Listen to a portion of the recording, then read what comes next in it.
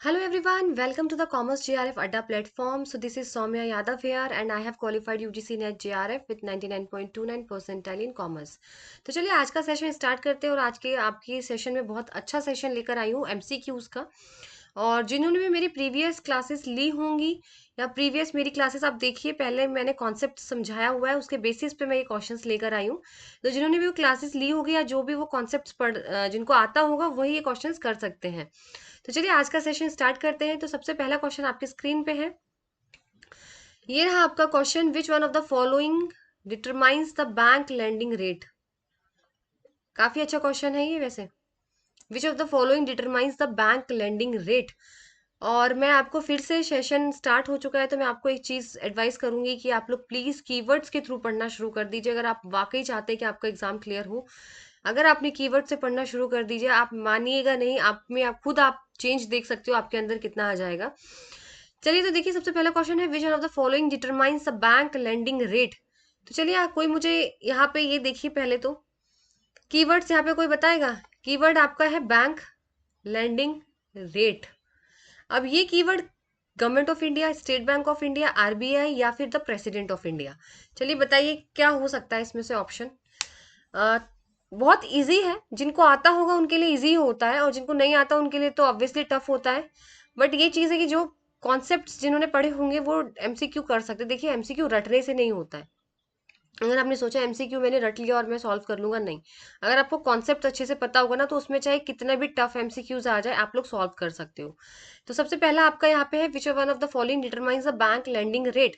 तो ऑप्शन इसका थर्ड हो जाएगा, रिजर्व बैंक ऑफ इंडिया। अब ये कैसे हो जाएगा reserve bank of India? Government of India का तो कोई रोल ही नहीं है। बैंक लेंडिंग रेट्स कौन कौन से होते हैं? Repo rate, bank rate, reverse repo rate. तो ये रेट्स जो होते हैं वो आपकी मॉनेटरी पॉलिसी के अंदर आते हैं। मॉनेटरी पॉलिसी को कौन मैनेज करता है? आरबीआई। वही फिस्कल पॉलिसी को कौन मैनेज करता है? Ministry of finance. इन दोनों का डिफरेंस बहुत जरूरी है, मैंने ओरली आपको बता दिया, आपको याद होना चाहिए। चलिए नेक्स्ट पे जाते हैं। So here is your next question.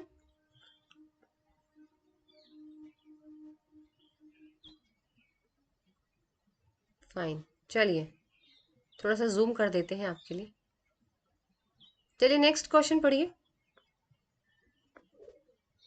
The monetary policy framework is formulated by. अब भी मैंने बताया ये कीवर्ड पहचानिए पहले तो इसमें। मेरा क्वेश्चन सॉल्व कराने का तरीका सिर्फ आपको ये समझाना है कि कीवर्ड किस तरीके से ढूंढते हैं, किस तरीके से क्वेश्चन जो आंसर्स होते हैं उनको एलिमिनेट किया जाता है, किस तरीके से आपको क्वेश्चन एग्जाम में करने हैं। अभी देखिए, जैसे आपके पास क्वेश्चन आ गया स्क्रीन पे, the monetary policy framework is formulated bye. Keyword क्या है? Monetary policy. तो मॉनेटरी पॉलिसी जो है उसको कौन मैनेज करता है? अभी मैंने बताया। और फिस्कल पॉलिसी को कौन मैनेज करता है? वो भी मैंने आपको बताया। तो मॉनेटरी पॉलिसी को आरबीआई मैनेज करती है।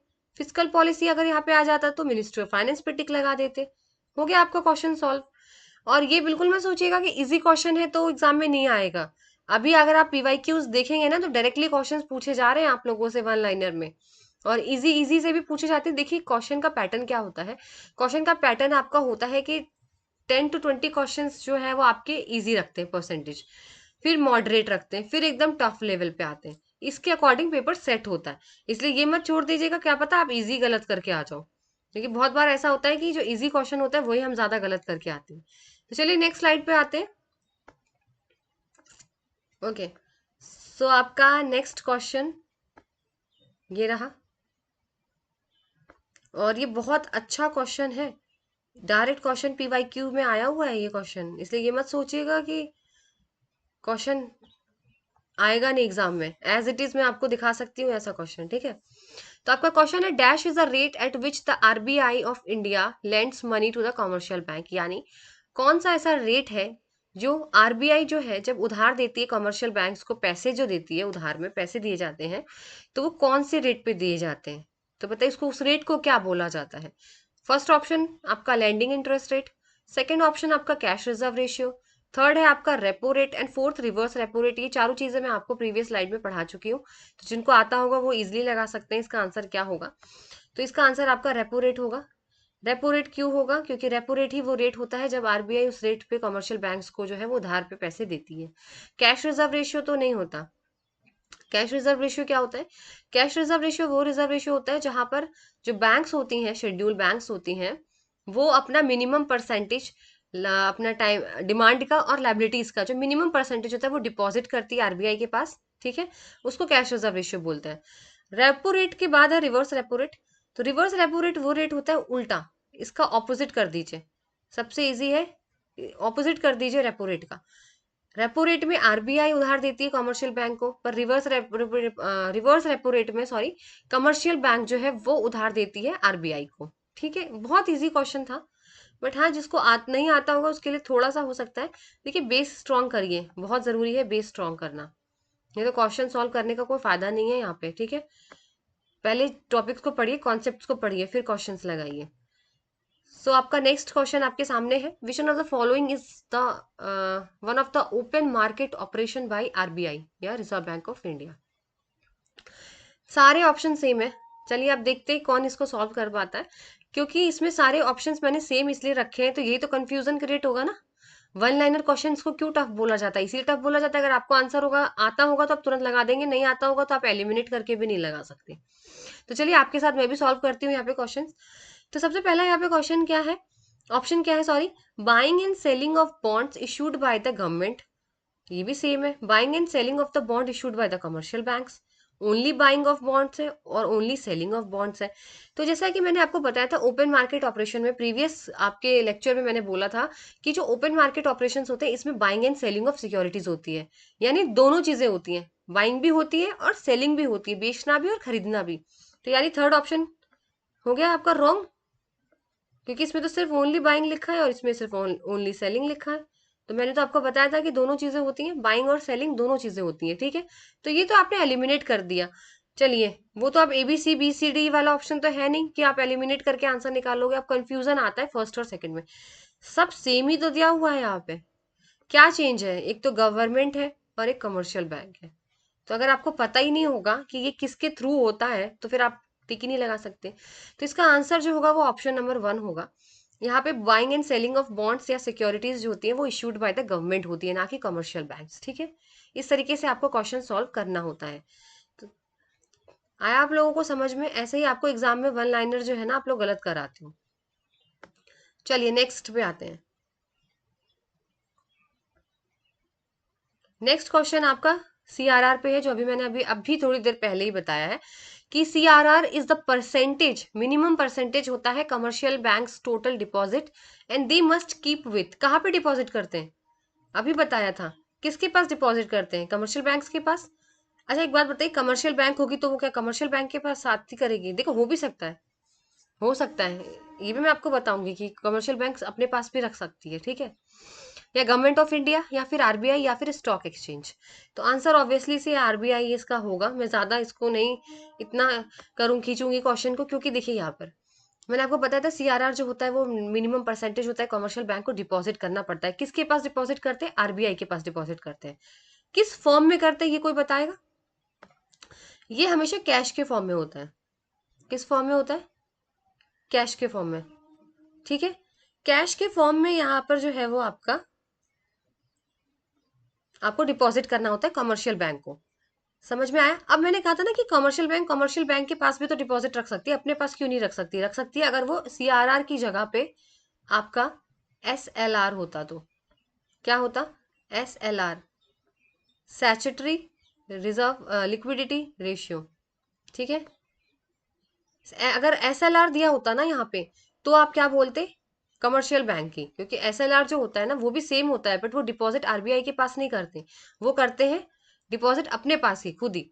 और सीआरआर जो है वो कैश के फॉर्म में करता है, लेकिन एसएलआर कैश के फॉर्म में भी करता है, गोल्ड के फॉर्म में भी करता है, और आपका जो है सिक्योरिटीज के फॉर्म में भी करता है। इन दोनों का डिफरेंस देखिए बहुत जरूरी है, आप लोगों को समझ में आना चाहिए इनका डिफरेंस क्यों इतना जरूरी है। तो इनका डिफरेंस जो है वो बहुत जरूरी है, अगर आपको डिफरेंस नहीं पता होगा तो आप गलत लगा सकते हो। ठीक है, यहाँ पे अगर एसएलआर होता ना तो आपने आरबीआई लगा दिया होता तो यहाँ पे गलत हो जाता, एसएलआर दिया होता तो आपको लगाना होता कमर्शियल बैंक, क्योंकि वो अपने पास ही रखता है in the form of cash या फिर गोल्ड या फिर सिक्योरिटी। लेकिन सीआरआर जो है वो आरबीआई के पास रखती है, जो सीआरआर रेशियो होता है कमर्शियल बैंक वो आरबीआई के पास डिपॉजिट करती है, plus in the form of सिर्फ कैश के थ्रू ही कर सकती है, और कोई यहाँ पे नहीं हो सकता। ठीक है, चलिए तो नेक्स्ट क्वेश्चन, देखिए फिर भी मैंने प्रीवियस स्लाइड्स में सारी चीज़ें क्लियर कर दी हैं, बट फिर भी मैं आप लोगों को यहाँ पे साथ में साथ बता देती हूँ, ताकि आप लोगों की जो मेमोरी में सेट हो जाए ये चीज़ें। नेक्स्ट स्लाइड है आपकी, what is the primary objective of open market operation. तो ओपन मार्केट ऑपरेशन की क्या प्राइमरी ऑब्जेक्टिव है? Option A, to control the government spending, to regulate the amount of currency in circulation. Option third है आपका, to adjust the interest rates charged by commercial banks. और last option है आपका, to control the inflation and stabilise the economy. तो चलिए इसको किस तरीके से सॉल्व करते हैं ये भी मैं आपको बता देती हूँ। कीवर्ड ढूंढिए पहले, यहाँ पे क्या है क्वेश्चन में। कीवर्ड जो है वो आपका ओपन मार्केट ऑपरेशन है, राइट।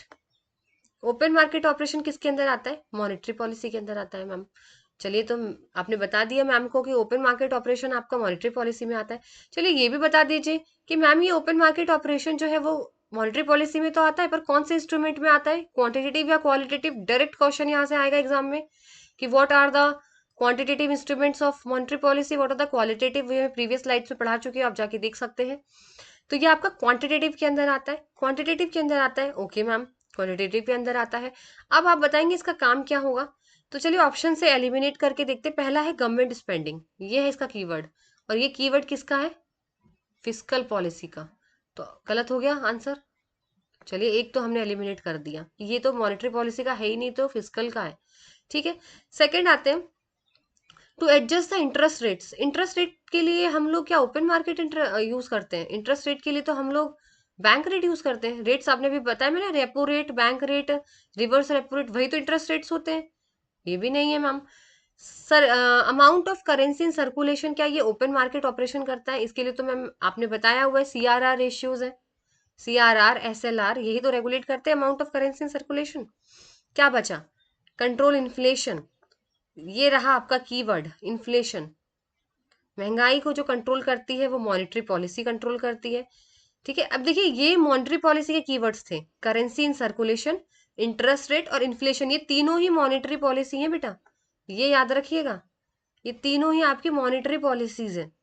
लेकिन इसके अंदर भी आपसे पूछ लिया ओपन मार्केट ऑपरेशन, तो उसमें याद रखिएगा कि जो इन्फ्लेशन होता है वो ओपन मार्केट ऑपरेशन से रिलेट करता है। तो your option is option number D, ठीक है। आगे आप लोगों को समझ में इस तरीके से क्वेश्चन सॉल्व करना है आप लोगों को। अब कीवर्ड ही नहीं पता होते तो क्या लगाते हैं? मुझे तो नहीं लगता आप लोग सही आंसर लगा पाते यहाँ पे। मुझे तो लगता है ज्यादातर बच्चे लगाते to regulate the amount of currency in circulation. इसीलिए जरूरी है कीवर्ड्स को याद रखना, ठीक है। चलिए नेक्स्ट क्वेश्चन पे आते हैं। सेम क्वेश्चन है, विच institution is responsible for implementing monetary policy in India, बताइए। तो ऑब्वियसली सी बात है, फिर से वही क्वेश्चन है, कीवर्ड पहचान लीजिए।